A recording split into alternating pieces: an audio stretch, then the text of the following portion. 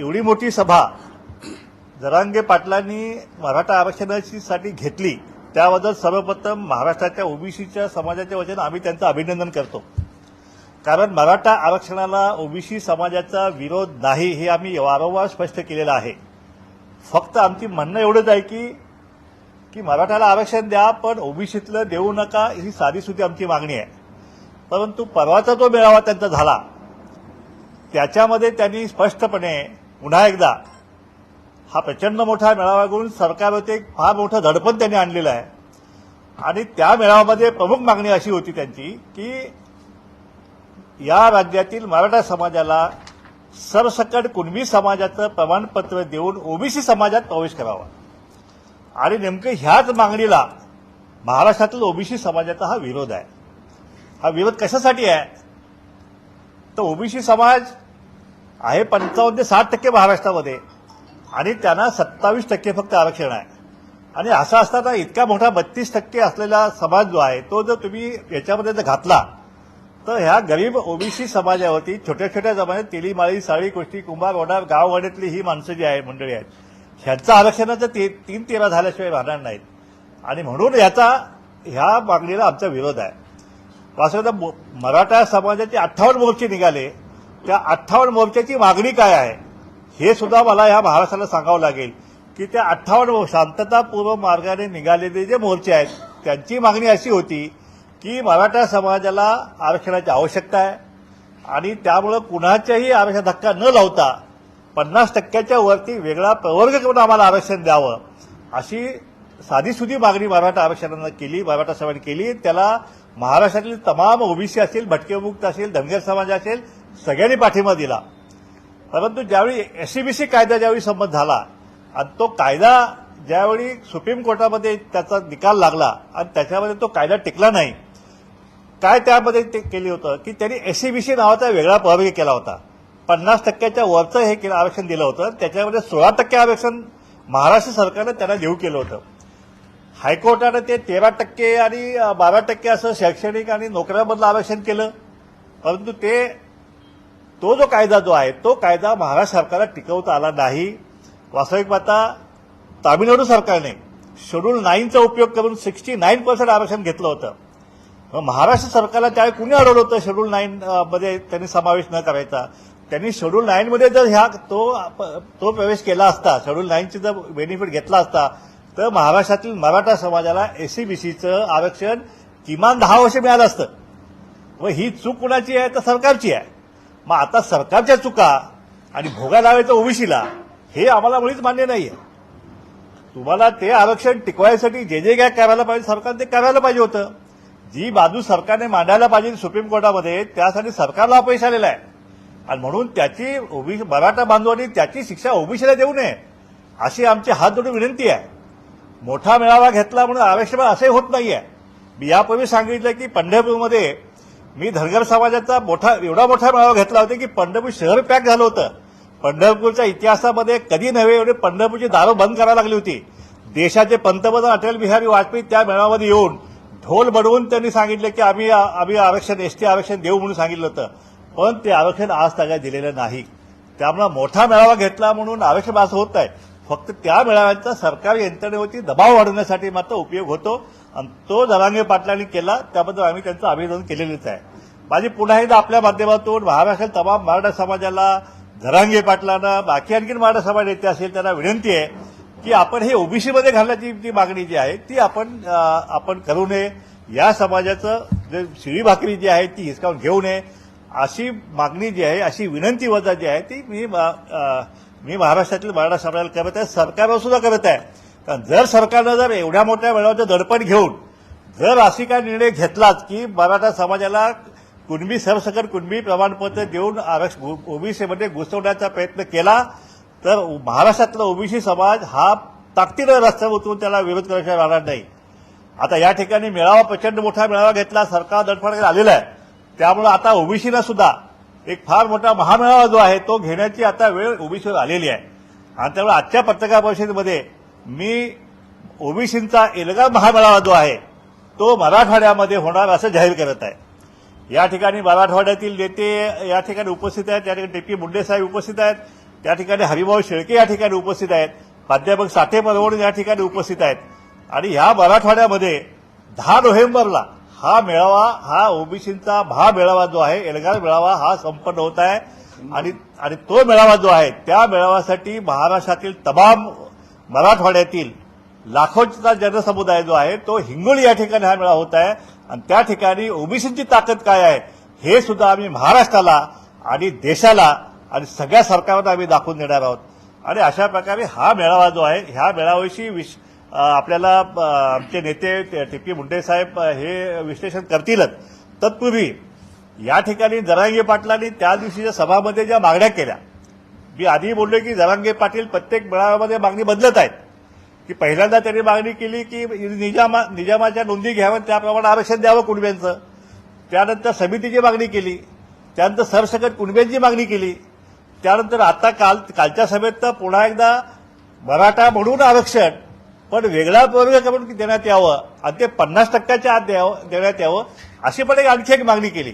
प्रत्येक मेळाव्यामध्ये जरांगे पाटलांच्या मागण्या ज्या आहेत त्या मागण्या बदलत आहेत असं आपल्या लक्षात येतं.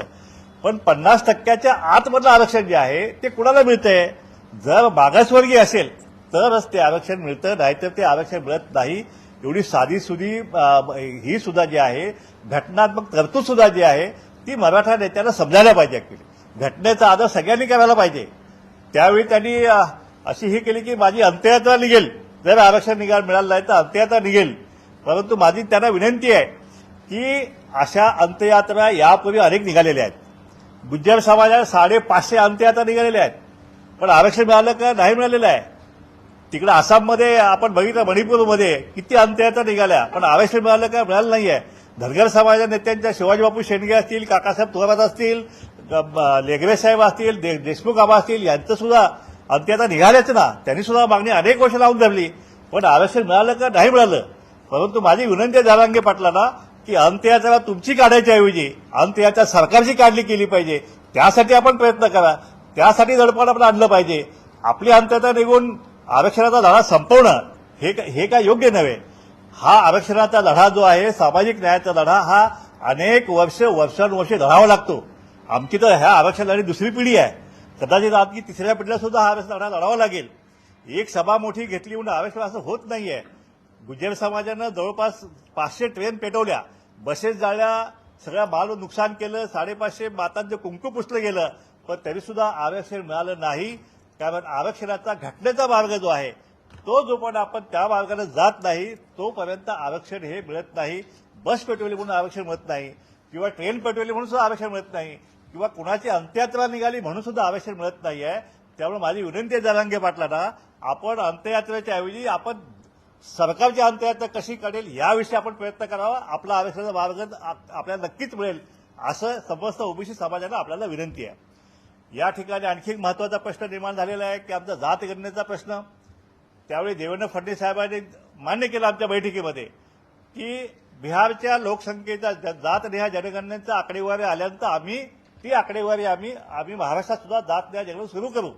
परंतु आज तागायत महाराष्ट्र सरकारकडून अशी कुठलाही प्रयत्न जो आहे जातनिहाय जनगणनेविषयी केलेला दिसत नाही. माझी आपल्या माध्यमातून सरकारला पुन्हा एकदा मागणी आहे की आम्हाला जातनिहाय जनगणनेचा प्रश्न हा आमचा अस्मितेचा प्रश्न आहे आणि त्यामुळे ती मागणी जी आहे ती मागणी आम्ही घेतल्याशिवाय आम्ही स्वस्थ बसणार नाही. आमच्या महामेळाव्यामध्ये ती पण एक महत्वाची मागणी असणार आहे. त्याचप्रमाणे ह्या भटक्या उमुक्त आणि ओबीसींचा जो नोकऱ्यांमधला सरकारी नोकऱ्या अनुशेष जो आहे तो जवळपास 1,43,000 जागा आहे. ह्या जागा ज्या आहेत ह्या त्या दिवशी 29व्या बैठकीमध्येच ही आकडेवारी छगन भुजबळ साहेबांनी मांडली, पण त्याला ताबडतोब अजितदादांनी आणि विशेषतः ह्या राज्याचे चीफ सेक्रेटरी जे आहेत त्यांनी त्याला विरोध केला, ही आकडेवारी चुकीची आहे म्हणून. होतं आम्ही आता माहिती घेतलेली आहे की ती जी आकडेवारी जी आहे ती गायकवाड कमिशनने महाराष्ट्र सरकारकडूनच माहिती सादर केलेली आहे माहिती आहे ती. त्यामुळे ती माहिती त्याला कागदोपत्री पुरावा आहे, ती मुलकी चुकीची नाही आहे. आणि चीफ सेक्रेटरीनी अशी चुकीची माहिती अजितदादांना दिल्याबद्दल आणि दिशाभूल केल्याबद्दल ह्या चीफ सेक्रेटरी साहेबांचा राजीनामा जो आहे तो ताबडतोब घेतला पाहिजे. कारण अशा महत्वाच्या बैठकीमध्ये जो काय डेटा आहे तो डेटा त्यांच्याकडे असणं आवश्यक आहे. त्यांच्या कार्यात त्यांनी कसूर केलेली आहे, म्हणून या महाराष्ट्राच्या चीफ सेक्रेटरीचा राजीनामा जो आहे तो देण्याची मागणी सुद्धा आम्ही या ठिकाणी करत आहोत. या ठिकाणी कंत्राटी भरती सुरू आहे. आता पोलिसामध्ये कंत्राटी भरती सुरू आहे, त्यानंतर तलाठीमध्ये भरती सुरू आहे. म्हणजे उद्या ह्या राज्याचं जो आहे कायदा सुव्यवस्था काय झेंडावरून निघणार आहे आणि ह्या महसूल जे आहे, महसुली क्षेत्र जे आहे त्याच्यामध्ये काय घोटाळे होणार आहेत याची आता कल्पना न केली बरी. आमची मागणी आहे की आधी आपण हा जो अनुशेष आहे मागासवर्गीयांचा, मग तो ओबीसीचा असेल, भटक्यामुक्ताचा असेल किंवा दलित एससी एसटीचा असेल, तो संपूर्ण अनुशेष जो आहे तो आपण आधी भरून काढावा आणि मग त्या कंत्राटी भरतीच्या नादाला लागावा. ह्या कंत्राटी भरतीला आमचा टोकाचा विरोध राहील. आम्हाला कंत्राटी भरती मुळीच मान्य नाही, कारण कंत्राटी भरतीच्या माध्यमातून आरक्षण संपवण्याचा घाट जो आहे तो घातला जात आहे आणि म्हणून ह्या कंत्राटी भरतीला आमचा संपूर्णपणे विरोध आहे. आणि अशा प्रकारे या ठिकाणी आपल्या आजच्या पत्रकार परिषदेच्या माध्यमातून आम्ही इतर आमच्या मागण्या आहेत, हॉस्टेलला हे सगळं त्या मागण्या आम्ही करूच, परंतु हा आमचा आता ओबीसीचा महामेळावा, एल्गार मेळावा जो आहे तो या राज्याने देशामध्ये आम्ही लाखोंचा जनसमुदाय आमची ताकद काय आहे ह्या महाराष्ट्रामध्ये आम्ही दाखवल्याशिवाय राहणार नाही. आपण मराठवाड्यातल्या ह्या मेळाव्याविषयी जे आहे आमचे मराठवाड्याचे नेते या ठिकाणी प्राध्यापक टी पी मुंडे सर आलेले आहेत, ते आपल्याला ह्या मेळाव्याविषयी आपल्याला मार्गदर्शन करतील. आदरणीय ओबीसीचे महाराष्ट्राचे नेते प्रकाशअण्णा शेंडगे, सर्व आमचे पदाधिकारी आणि पत्रकार बंधूंनो, आज या ठिकाणी अण्णांनी आपली भूमिका, ओबीसीची काय भूमिका आहे ही स्पष्ट या ठिकाणी मांडल्या गेली. ओबीसीच्या या मागण्यामधून आज ओबीसीवर का अन्याय करण्याचा प्रयत्न काही समाजाची लोक करत आहेत, हे करू नये. आमचं त्यांना स्पष्ट म्हणणं आहे पूर्वीपासून आजही की ओबीसीला धक्का न लागता तुम्हाला काय शासनाकडून घ्यायचं असेल ते घ्यावं. परंतु पृथ्वीराज चव्हाण मुख्यमंत्री असताना राणे समितीची स्थापना झाली होती आणि त्याच्यामध्ये 16% आरक्षण मराठा समाजाला राणे समितीने शिफारस केली होती. 5% आरक्षणाची मुस्लिम समाजाला शिफारस केली होती आणि याच्यावर हायकोर्टामध्ये काही मंडळी गेली.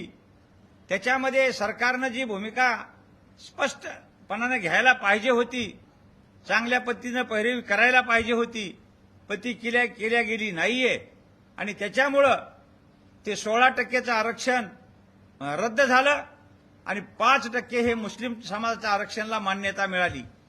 परंतु त्याच्यानंतरच्या सरकारनं हे मुस्लिम समाजाचं सुद्धा आरक्षण लागू केलं नाहीये.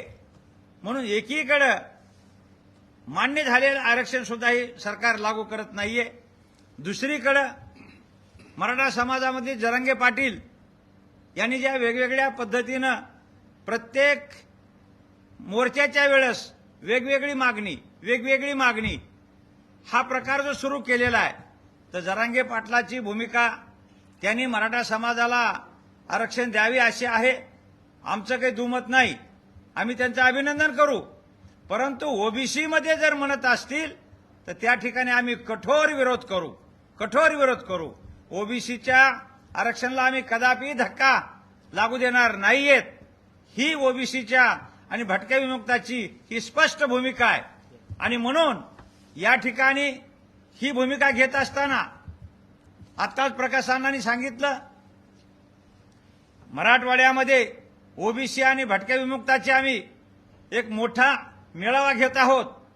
तो मेळावा औरंगाबाद जिल्हा, जालना जिल्हा, बीड जिल्हा, उस्मानाबाद जिल्हा, लातूर जिल्हा, नांदेड जिल्हा, परभणी जिल्हा, हिंगोली जिल्हा या 8ही जिल्ह्यामधील ओबीसी आणि भटक्या विमुक्ताच्या समाज बांधवांनी मोठ्या संख्येनं हजर राहावं. कारण हीच वेळ आहे आता की आपल्याला त्या ठिकाणी बाहेर पडण्याची आणि आपली शक्ती, आपण ताकद या सरकारला दाखवून देऊया. जर सरकार कुठं मोठे मोर्चे झाले, मोठे मेळावे झाले म्हणून जर देण्याचा प्रयत्न करत असेल तर त्याच्यापेक्षा चौपटीनं ओबीसीचा आणि भटक्या विमुक्ताचा मोर्चा आम्ही त्या ठिकाणी काढू शकतो, मेळावा घेऊ शकतो. म्हणून या ठिकाणी सरकारला आम्हाला सूचनावजा विनंती करायची आहे की आपण या ठिकाणी कोणाचा मोर्चे काढल्यानं किंवा अन्य काही केल्यानं दबावाखाली न जाता कायदेशीर पाहूनच त्या ठिकाणी आपण आरक्षण हे करावं. 50% आत आरक्षण आता देता येत नाहीये, म्हणून मराठा समाजाला 50% आत एक विशेष म्हणून 50%च्या वर म्हणतो मी, 50%च्या वर जे विशेष म्हणून आपण त्यांना आरक्षण द्या. आमचं दुमत नाहीये, आमचं काही म्हणणं नाहीये, पण आमच्या मात्र ताटात रिकाम्या तुम्ही येऊन माती कालवण्याचा प्रयत्न करू नका. की 18 पगड जातीचा हा ओबीसी भटका विमुक्त समाज आहे, यांना जगू द्या, यांना खाऊ द्या, अशी आमची आपल्याला विनंती राहील. आणि म्हणून सरकारने याचं गांभीर्यपणानं घ्यावं. आणि म्हणून आम्ही आता 10 नोव्हेंबरला जो हा मोर्चा म्हणजे मेळावा आम्ही आयोजित केलेला आहे, या मेळाव्याला मराठवाड्यातील सर्व ओबीसी भटके विमुक्त या सर्व बांधवांनी त्या ठिकाणी आपापल्या वाहनाने आपापल्या ह्याने यावं, अशा प्रकारची आम्ही आपल्याला विनंती करतो. अशा प्रकारची आपल्याला पुन्हा डबल मी आपल्याला विनंती करतो. आणि या ठिकाणी नंतर पुन्हा प्रकाशांना आपली भूमिका मांडतील, बावकर साहेब मांडतील.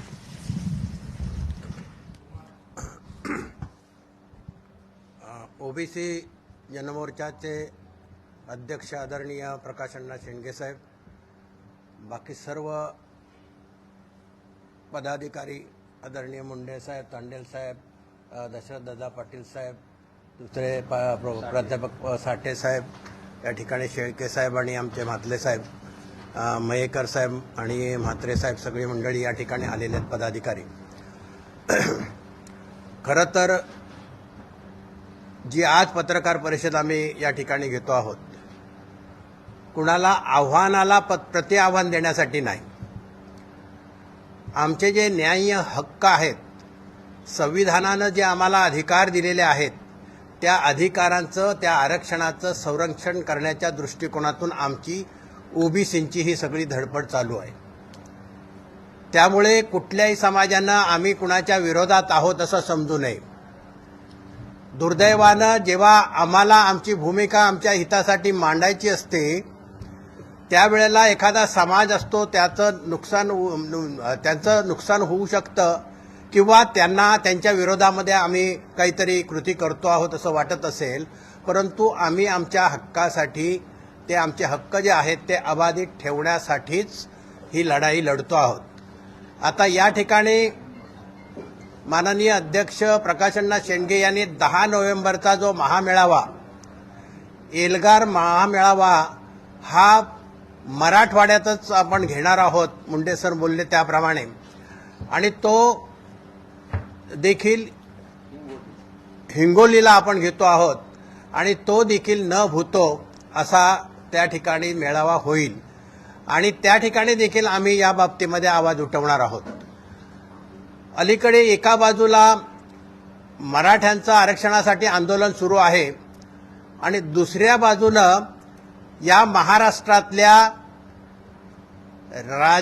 शासकीय नोकऱ्या या कंत्राटावर देण्याच्या बाबतीमध्ये मोठे प्रयत्न होत आहेत राज्य सरकारकडून. म्हणजे एका बाजूनं आरक्षण, या ठिकाणी आरक्षणाच्या मागण्या होतात, जे आहेत आरक्षणाचे लाभार्थी आहेत त्यांना आरक्षण मिळू नये असे देखील प्रयत्न सुरू झालेले आहेत. आणि त्यामुळे आपलं सगळं लक्ष आरक्षण पाहिजे म्हणून जो समाज आज मराठा समाज मागतोय तिकडे लक्ष आहे, आणि इकडं आमच्या वाट्याला येणारं आमच्या हक्काचं जे काय आरक्षण आहे ते सगळं काढून घेतलं जात आहे. या महाराष्ट्र राज्यामध्ये कंत्राटी नोकर भरती करण्यासाठी 9 एजन्सीज नेमल्या गेलेल्या आहेत. या एजन्सीज ज्या आहेत, या एजन्सीच्या माध्यमातून नोकर भरती केली जाईल, आणि या ठिकाणी ओबीसींचं किंवा SC STचं आरक्षण हे संपुष्टात आणलं जाईल. 29 सप्टेंबरला माननीय मुख्यमंत्री एकनाथजी शिंदे साहेब आणि दोन्ही उपमुख्यमंत्री फडणवीस साहेब आणि अजित पवार